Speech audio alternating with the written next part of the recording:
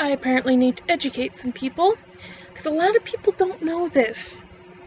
There's a website called the Daily Mail.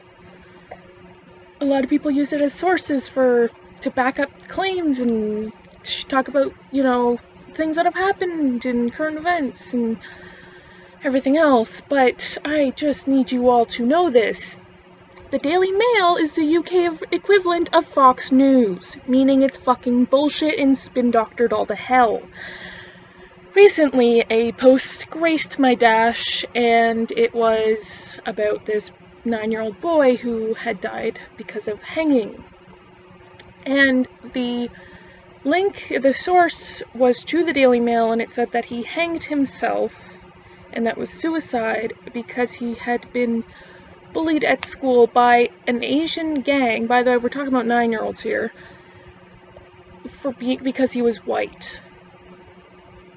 And then there's all sorts of explosion in the comments about what racism is and isn't, and you're talking about a little boy here, how could you say that the racism is that definition you gave, which is that racism equals systematic oppression, or like racism is systematic oppression, and blah blah blah, and white people can't have racism against them, and whatever, if someone is actually being treated like shit because of their race and they're white.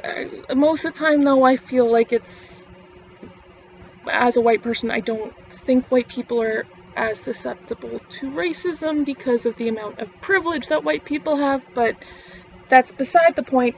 What is the point?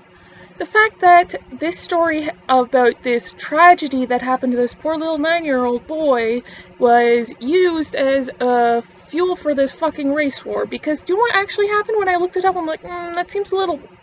9-year-old gangs? Oh fuck, it's on the Daily Mail. I gotta check out this story, see what's actually up.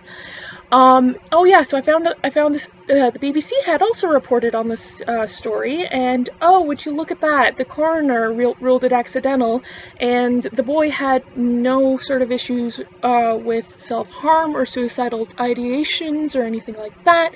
Sure, he was bullied at school, but there had even been a police investigation and found there was no racism or systematic oppression.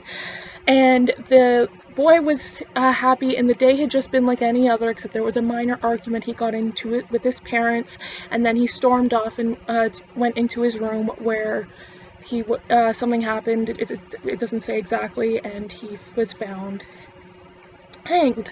And before you're like, oh well, this seems awfully suspicious, how does a boy just go to his room and end up hanged? Have you not seen all the freaking warning labels on everything? As a child, I was taught all about the dangers of fucking blinds because kids would accidentally hang themselves on it all the fucking time. And there's just the whole Darwin Awards thing.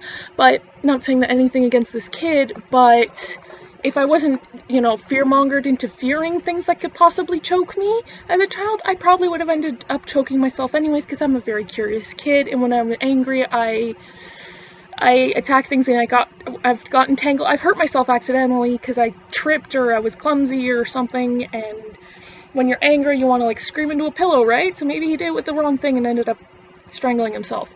Either way, it's in the parents. Nobody thinks in that whole story, really. I think it said something about a relative, about maybe is where the whole racism angle is coming from. But yeah, fuck.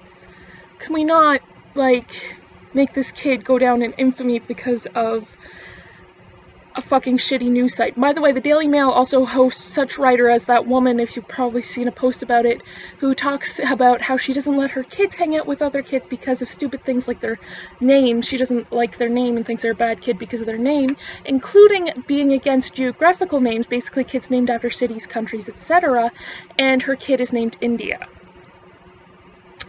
Yeah, and also she's extremely racist, and she has all these fucked up ideas, and she's homophobic, and she's totally the type of person you don't want writing news, especially when people are going to be crediting that news source back to them.